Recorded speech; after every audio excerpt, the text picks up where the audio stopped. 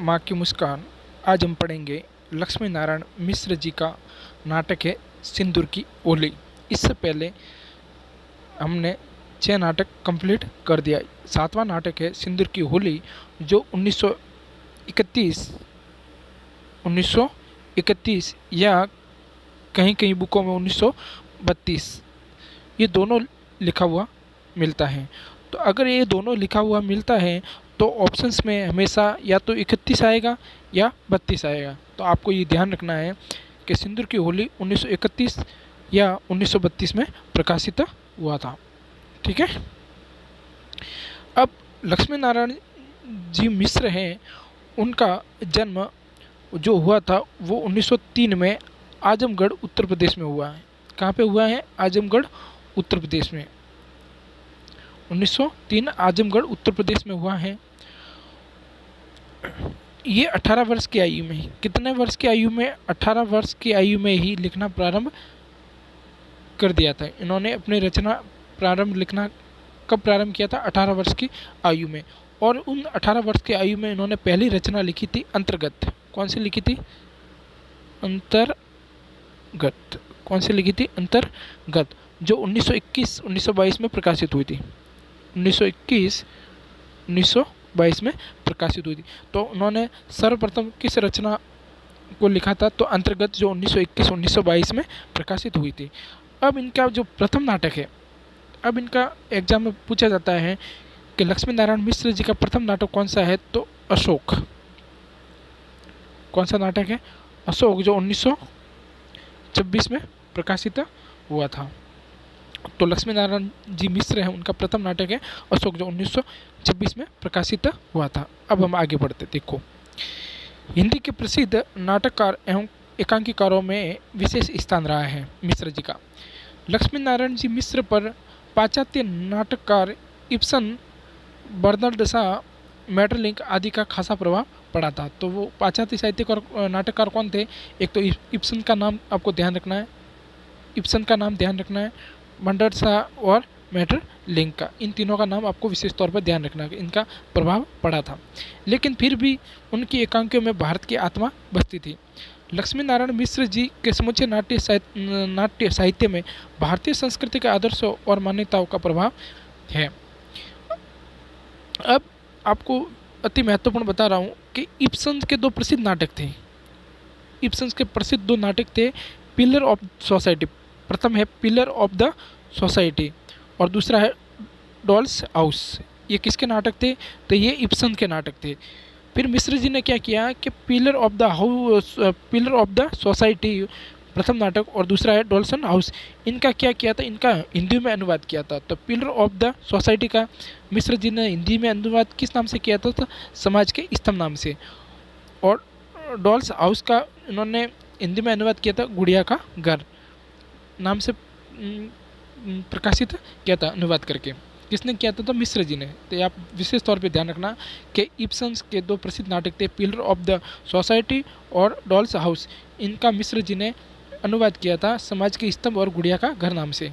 इनके प्रसिद्ध मौलिक जो नाटक है उसमें आपको याद रखना है अशोक, जो 1926 में प्रकाशित हुआ था, ये प्रथम नाटक था।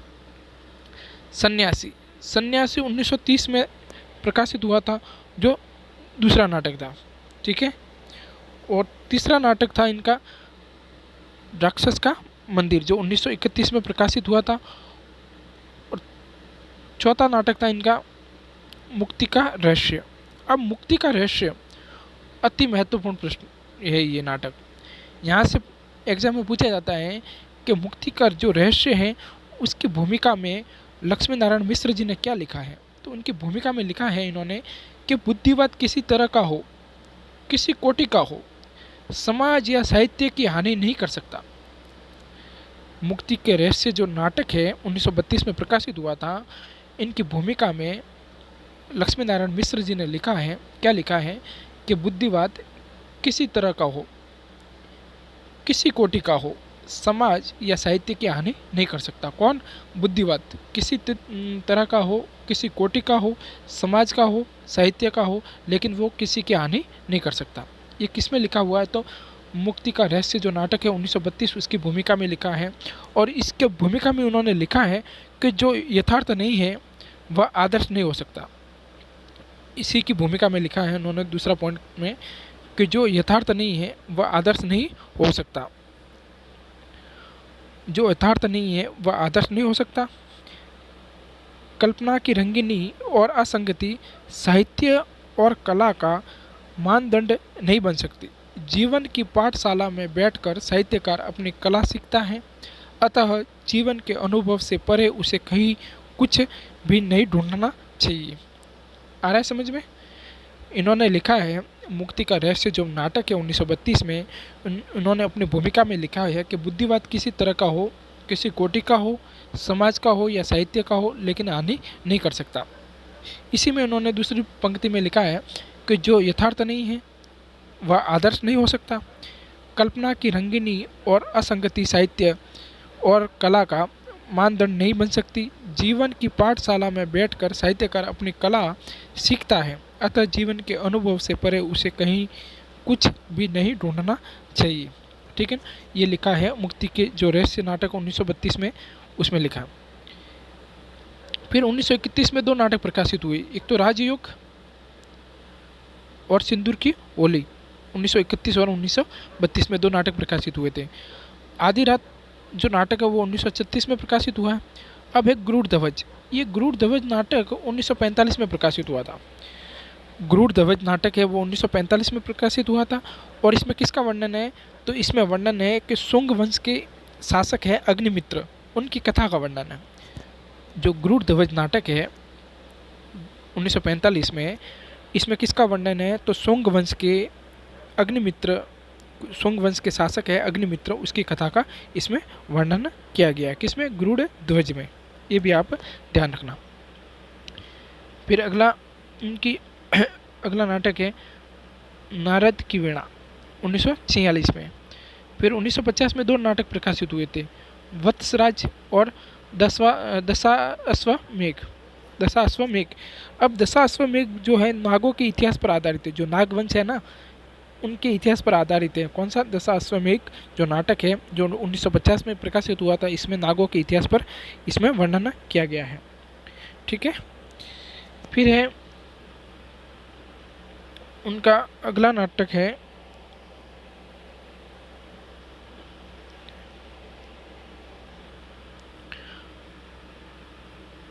वितस्ता की लहरें। अति महत्वपूर्ण नाटक है ये, आप ध्यान रखना। वितस्ता की लहरें जो 1953 में प्रकाशित हुआ था, इसमें महात्मा गांधी पर आधारित है। ये नाटक किस पर आधारित है?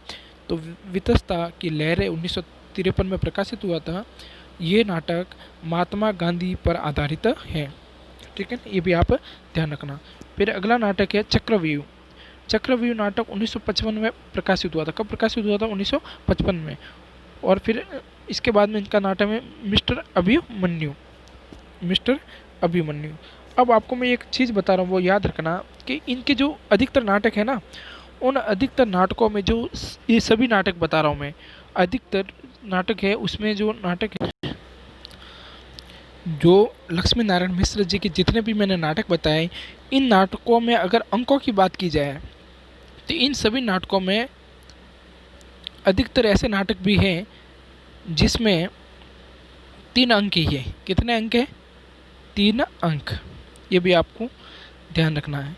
जो मैंने नाटक बताया है उसमें अधिकतर नाटकों के 3 अंक हैं। कितने अंक हैं? 3 अंक हैं।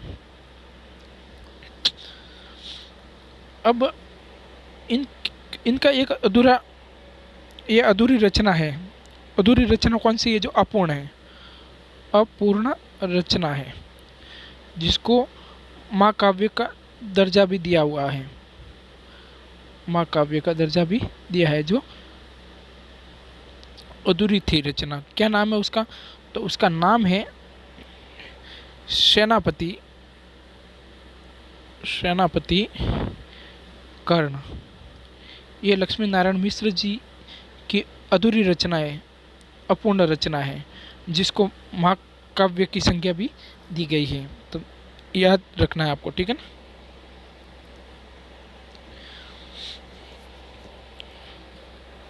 अब मिश्र जी के 5 नाटक ऐसे हैं जो नारी सामाजिक समस्या पर आधारित है,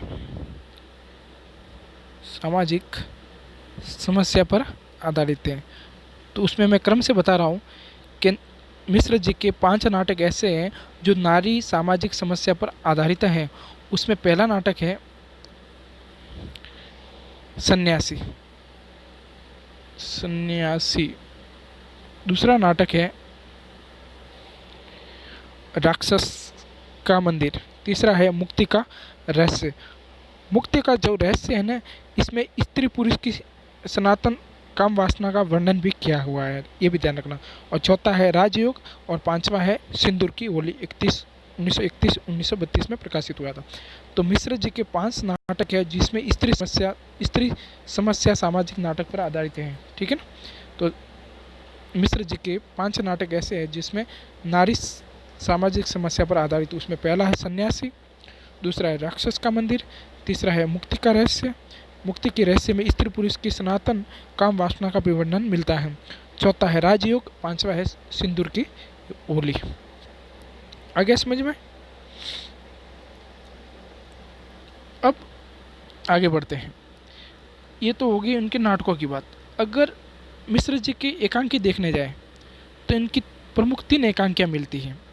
एकांकी संग्रह, पहला एकांकी संग्रह है प्रलय के पंख,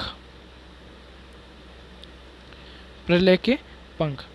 अगर दूसरा एकांकी संग्रह देखा जाए तो अशोक के वन, अशोक वन। अशोक सिर्फ अगर अशोक नाम आ रहा है तो वो नाटक है। जो पहला नाटक था 1926 में प्रकाशित हुआ है। अगर अशोक वन पीछे नाम जुड़ जाए तो वो एकांकी संग्रह था, इनका दूसरा एकांकी संग्रह। और इनका तीसरा एकांकी संग्रह है भगवान मनु तथा अन्य एकांकी, भगवान मनु तथा अन्य एकांकी, ठीक है। ये इनके 3 कहानी माफ कीजिए 3 एकांकी संग्रह थे। अब हम पढ़ते हैं कि सिंदूर की होली नाटक, इसमें वर्णन किसका किया गया है। जो सिंदूर की होली है इसमें वर्णन किया गया, तो मैं आपको संक्षिप्त रूप में बता देता हूँ कि सिंदूर की होली जो नाटक है 1931-1932 में प्रकाशित हुआ था। 1931-1932 में प्रकाशित हुआ था। ये भी नारी सामाजिक समस्या पर आधारित है। उसमें होता ये है कि मुरारी लाल होता है जो एक डिप्टी होता है, ठीक है ना। मुरारी लाल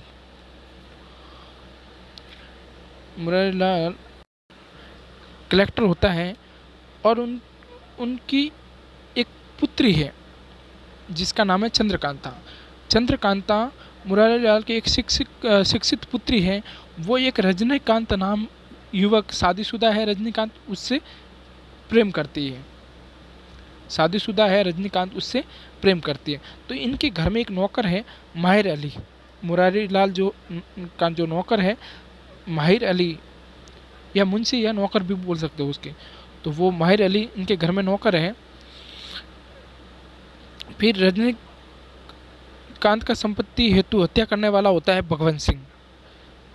ये 10,000 में, जो मुरारी लाल होता है वो 10,000 में भगवंत सिंह को संपत्ति के लिए हत्या करने के लिए कहता है।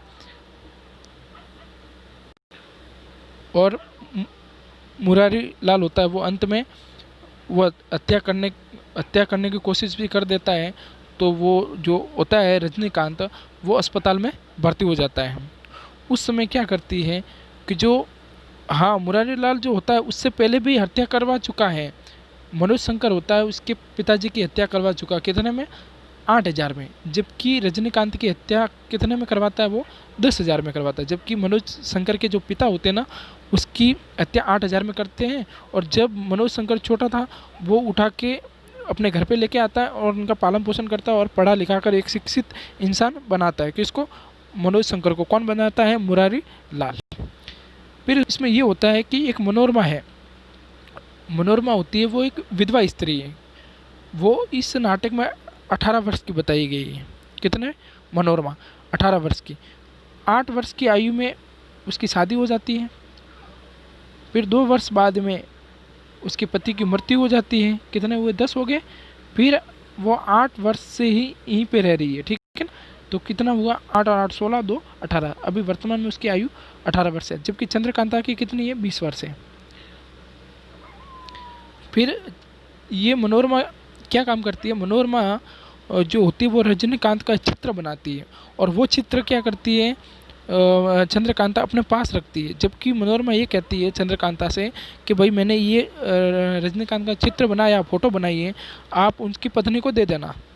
जबकि चंद्रकांता उसके पास में रखती है और उसका हमेशा वो चेहरा देखती रहती है। अंत में ये होता है कि वो अस्पताल में जो भर्ती रहता है रजनीकांत, तो वो रजनीकांत के हाथों में अपनी मांग में सिंदूर डालती है चंद्रकांता, और फिर वो सिंदूर के साथ में खेलती है। तो इसके इसी कारण इसका इस नाटक का नाम पड़ा गया सिंदूर की होली। हम पढ़ते आगे जो आपको समझ में आ जाएगा, ठीक है ना।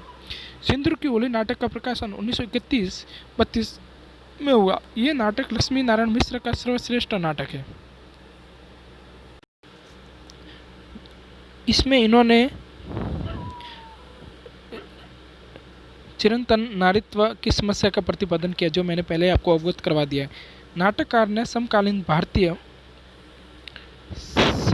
समाज में स्थित नारी समस्या का अंकन विभिन्न पात्रों के द्वारा किया है। वेदव्य भारतीय समाज के लिए एक कलंक है और इसे मिटाने का प्रयास इससे पहले राजा राममोहन राय, स्वामी दयानंद सरस्वती जैसे समाज सुधारकों ने भी किया है, तथा विधवा के पुनर्विवाह का समर्थन करके भारतीय नारी की दयनीय दशा को सुधारना का प्रयास भी किया था।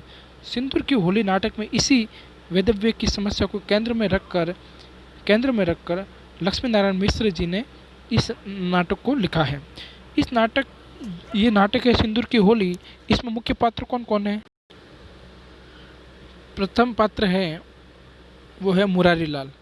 मुरारी लाल एक डिप्टी कलेक्टर के पद पर आसीन है, जिसने 10,000 रुपये लेकर रजनीकांत नामक लड़की की हत्या का मार्ग निरापद कर लेता है। इससे पहले मुरारी लाल जो मनोज शंकर होता है पात्र, उसके पिता की हत्या कर देता है, और फिर वो मनोज शंकर को अपने घर पे रखता है, और वो मनोज शंकर होता है वो मनोरमा से प्रेम करता है, ठीक है। और ये लालम पालम पोषण कौन करता है इसका?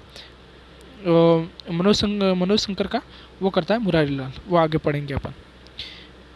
तो मुरारी लाल एक डिप्टी कलेक्टर के पद पर आसीन है, जिसने 10,000 रुपये लेकर रजनीकांत नामक लड़की की हत्या का मार्ग निरापद कर देता है।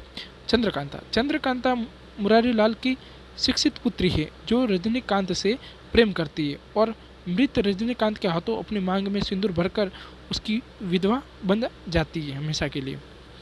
मनोरमा कौन होती है? मनोरमा एक रूढ़िवादी सोच वाली विधवा स्त्री है जो चित्रकारी जानती है। तो मैंने आपको पहले ही बता दिया कि चंद्रकांता तो इस नाटक में 20 वर्ष की बताई गई है, जबकि मनोरमा होती है वो 18 वर्ष की है। कैसे? जैसे 8 वर्ष की आयु में उसकी शादी हो जाती है, 2 वर्ष बाद में उसके पति की मृत्यु हो जाती है, फिर 8 साल से यहीं पे रह रही है, मायके में रह रही है, ठीक है ना। तो 8 और 10 हो गए, 10 और 8 18। तो वर्तमान में कितनी आयु है इसकी? 18, जबकि चंद्रकांता की 20 वर्ष है। ये भी आप ध्यान रखना। रजनीकांत चंद्रकांता का प्रेमी है, जिसकी हत्या कर दी जाती है। अब यहाँ पे एक पात्र है भगवंत सिंह, जो जमींदार है, और भगवंत सिंह अपने भतीजे रजनीकांत को मरवाना चाहता है। भगवंत सिंह का जो भतीजा है ना रजनीकांत, वो भगवंत सिंह भी अपने भतीजे को मरवाना चाहता है संपत्ति के लिए। मनोज शंकर एक विकसित दशा युक्त पात्र है, जो मनोरमा से प्रेम करता है, तथा उसके पिता का हत्यारा मुरारी लाल है। मैंने आपको पहले ही बता दिया है कि मनोज शंकर है, उसके पिताजी होते हैं, वो उस पिताजी की हत्या मुरारी लाल 8,000 रुपये में कर देते हैं। फिर ये मनोज शंकर छोटे होते हैं, तब उनको उठाकर मुरारी लाल अपने घर पे लेके आते हैं, पालन पोषण करवाता है, उसको पढ़ाता है, लिखाता है, मुरारी लाल ही करता है, ठीक है। हत्या के बाद में भगवंत सिंह जमींदार है, और भगवंत सिंह अपने भतीजे रजनीकांत को मरवाना चाहता है। भगवंत सिंह रजनीकांत का संपत्ति हेतु हत्या करने वाला व्यक्ति है। क्यों? भगवंत सिंह जमींदार है और संपत्ति के लिए अपने जो भतीज है रजनीकांत उसको मरवाना चाहता है रजनीकांत। माहिर अली मुरारी लाल का मुंशी यानी नौकर है। अब इसमें अन्य पात्र है हरनंदन सिंह और डॉक्टर। सिंदूर की होली किस समस्या का? सिंदूर की होली मिश्र जी का समस्या प्रधान नाटक है, यानी कि नारी सामाजिक समस्या का प्रधान नाटक है। चंद्रकला नाटक की केंद्रीय पात्र है जिसके द्वारा प्रणय और वैधव्य का संघर्ष अभिव्यक्त हुआ है। संपूर्ण नाटक 3 अंकों में है। मैंने पहले ही आपको अवगत करवा दिया है कि मिश्र जी के जितने भी नाटक हैं उनके अंकों की बात की जाए तो 3 ही है। कितने अंक? 3। चंद्रकला डिप्टी कलेक्टर मुरारी लाल की एकमात्र संतान है, एकलौती संतान है। ठीक है ना? एग्जाम में पूछ ले कि चंद्रकला डिप्टी कलेक्टर मुरारी लाल की कितने नंबर की संतान थी, तो प्रथम और अंतिम एकमात्र संतान। जिसकी आयु 20 वर्ष है। उसके मुख पर एक प्रकार की सरलता है, अल्हड़पन है। चंद्रकला का पालन पोषण और शिक्षा दीक्षा पाश्चात्य वातावरण में हुई, इसी कारण उनके विचारों तथा व्यवहार में स्वच्छंदता है। चंद्रकला अपने पिता के कुकर्मों से पूर्णतः अवगत है। चंद्रकला अपने पिताजी के बुरे कर्मों से पूरी तरह से जानती है। मुरारी लाल द्वारा सर्वप्रथम अपने मित्र हैं वो मनोज शंकर के पिता की हत्या कर देता है मात्र 8,000 रुपये में। उसके बाद फलस्वरूप वो मनोज शंकर का पालन पोषण भी करता है, पढ़ाता भी है, लिखाता भी है। इस हत्या में उसका मुंशी माहिर अली भी सहयोग देता है। माहिर अली भी इसकी हत्या में किसकी हत्या में सहयोग देता है? तो मनोज शंकर के पिता की हत्या में जो माहिर अली नौकर होता है, मुंशी होता है, वो इस हत्या में सहयोग भी देता है। और अंत में मनोज शंकर को माहिर अली बताता भी है कि मुरारी लाल जी ने आपके पिता की हत्या की थी। अंत में बताता वो। इस हत्या में उसका मुंशी माहिर अली भी सहयोगी होता है। दूसरी बार मुरारी लाल रुपये के लोभ में निर्दोष रजनीकांत की हत्या करने वाले भगवंत सिंह को अपने पद के बल पर सजा से छुड़वा देता है। इस प्रकार चंद्रकला को अपने पिता के कुकर्मों का दुख भी होता है। चंद्रकला स्वच्छंद तथा उन्मुक्त प्रेम की पक्षधर है। प्रथम दृष्टि में ही उसे रजनीकांत से प्रेम हो जाता है, जबकि रजनीकांत तो एक शादीशुदा व्यक्ति है, फिर भी वो चंद्रकला उससे प्रेम करती है तथा ये जानते हुए भी कि रजनीकांत विवाहित है, वह उससे प्राप्त करने की इच्छा रखती है। कौन? चंद्रकला रजनीकांत की निर्मम मुस्कान, रत्नारी आंखें तथा माथे पर झूलती हुई घने बालों की 2-4 लटों पर अपना सब कुछ न्यौछावर कर देती है और अस्पताल जाकर मृत प्राय रजनीकांत की उंगलियों से अपने माथे पर सिंदूर लगाकर सिंदूर की होली खेलती हैं। वह अपने सच्चे मन और आत्मा से अपने आप को रजनीकांत को समर्पित कर देती है। मरणासन रजनीकांत को देखकर वह अस्पताल जाती है और उसे न अपने पिता के मान सम्मान का ध्यान है, न समाज का डर है।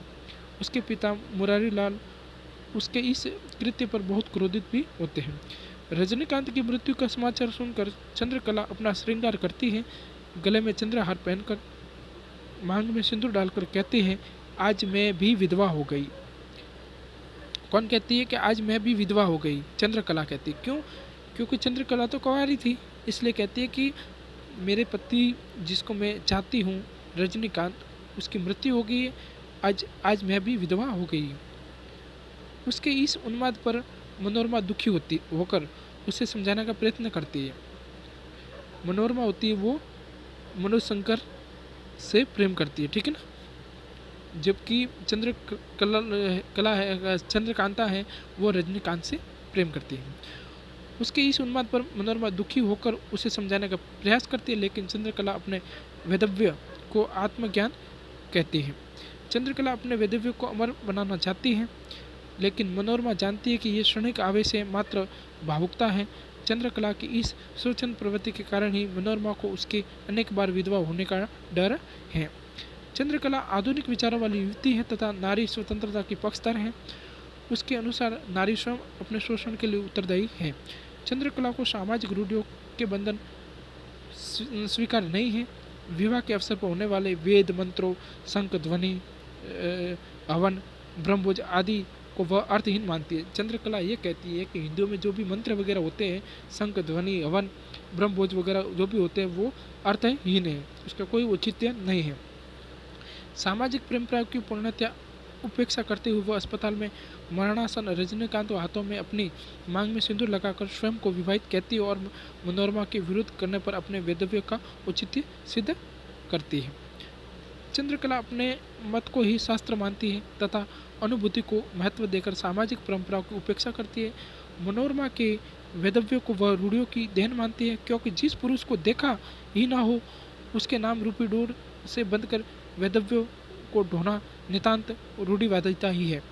इस प्रकार वह सामाजिक परंपराओं के प्रति अपनी उपेक्षा अभिव्यक्त करती है।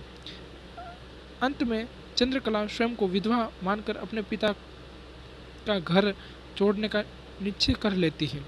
मनोज शंकर के समक्ष भी पिता की हत्या का राज खुल जाने पर वह मुरारीलाल की कोई भी सहायता या वस्तु लेने से इनकार कर देता है।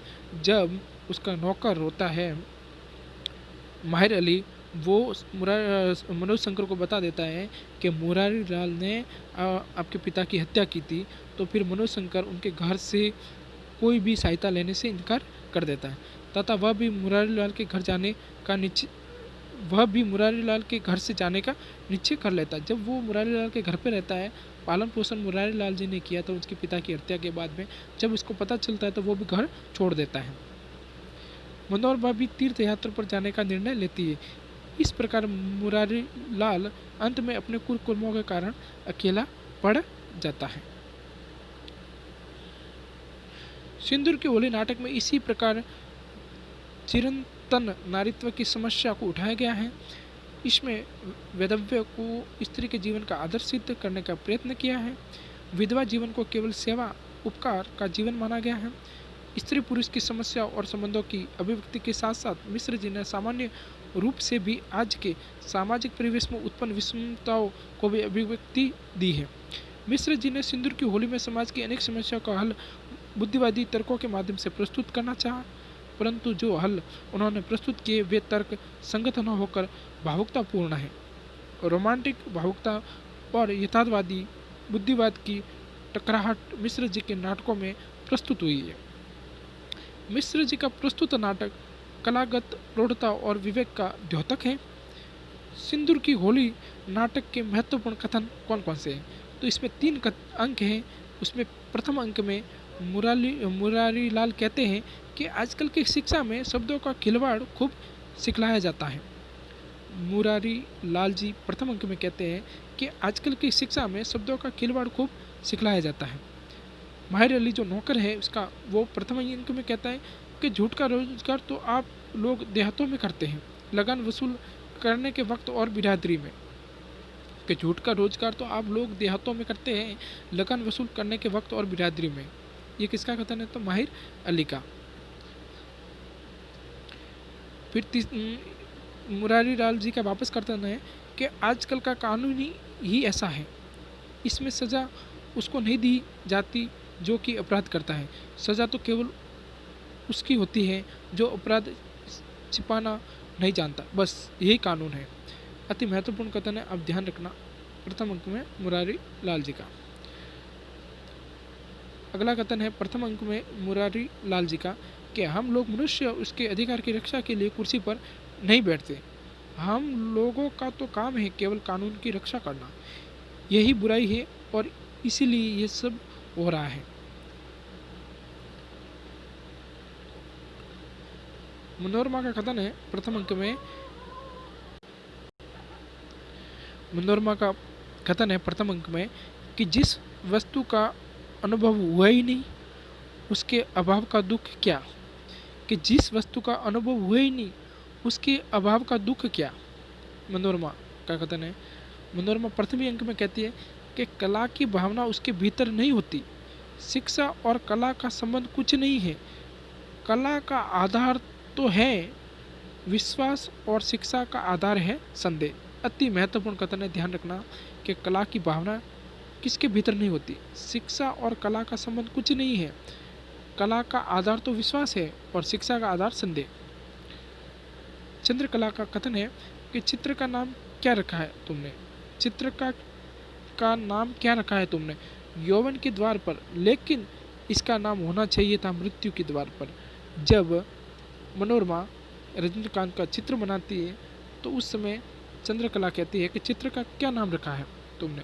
यौवन के द्वार पर, लेकिन इसका नाम तो होना चाहिए था मृत्यु के द्वार पर। क्यों? क्योंकि रजनीकांत की मृत्यु हो जाती है, फिर वो जो चित्र होता है जो मनोरमा बनाती है वो अपने पास में ही रख लेती है और वो अपनी पत्नी के पास में नहीं भिजवाना चाहती। अगला कथन है मनोरमा का प्रथम अंक में, कानून और कला का साथ नहीं हो सकता ना। कानून दंड देगा, कला क्षमा करेगी। कानून संदेह करेगा, कला विश्वास करेगी। मनोरमा का अगला कथन है प्रथम अंक में, सत्य का बना लेना इतना सरल होता तो सत्य का बना लेना इतना सरल होता तो फिर संसार से झूठ का नाम निकल जाता था। कम से कम शराबी की शराब, हत्यारे की हत्या, चोरी की चोरी, सभी कुछ सत्य उठता। इन चीज़ों की बुराई निकल जाती। ये भी मनोरमा का कथन है। मनोरमा का अगला कथन है प्रथम अंक में कि पुरुष आग के लोलुप होते हैं। पुरुष होते वो आग के लोलुप होते हैं, विशेषतः स्त्रियों के संबंध में। मृत्युशैया पर भी सुंदर स्त्री उसके लिए सबसे बड़े लोभ की चीज हो जाती है। ये प्रथम अंक में मनोरमा कहती है।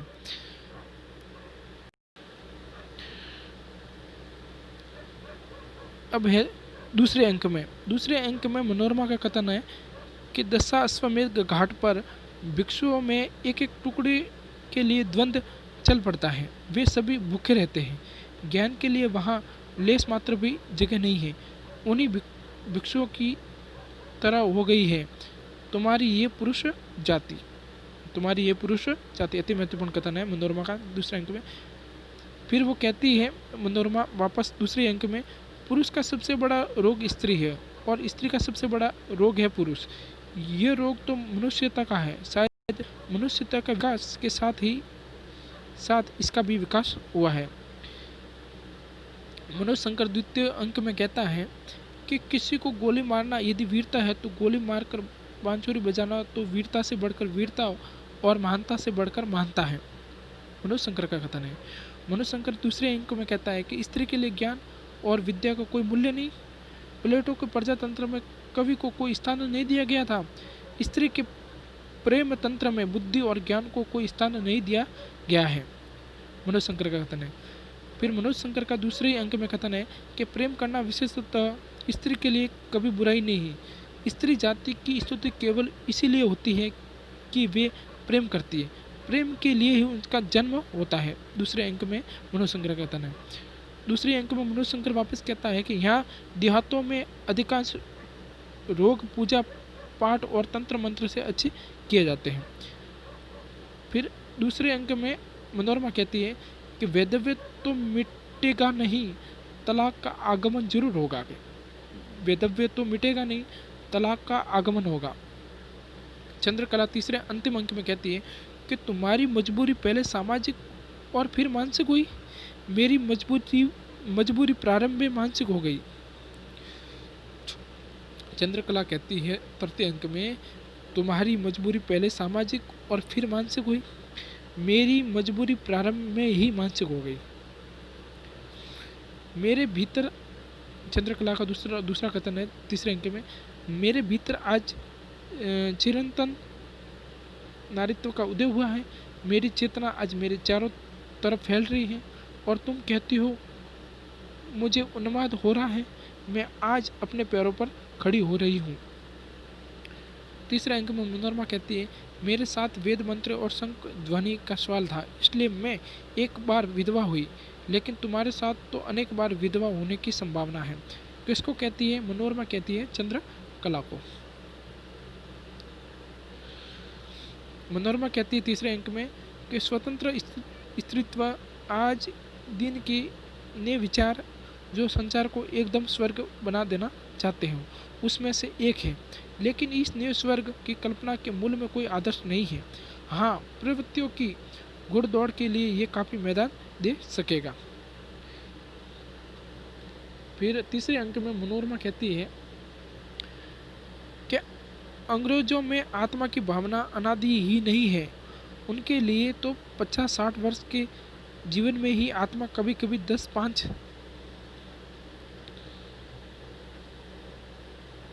बार मर कर जी उठती है, या वे बुद्धि बल से आत्मा को जब तबीयत चाहती है बदल दिया करते हैं। लेकिन हमारे यहाँ आत्मा के साथ इस प्रकार का खिलवाड़ नहीं होता, हमारे यहाँ तो आत्मा अनादि और अनंत है, तृतीय अंक में मनोरमा कहती है। तो कुल मिलाकर रजनीकांत अंत में मृत्यु हो जाती है अस्पताल में, तो चंद्रकांता उनके हाथों से मांग भरती है और उस मांग के साथ खेलती रहती है, और वो होली के रूप में खेलती रहती है। ठीक है।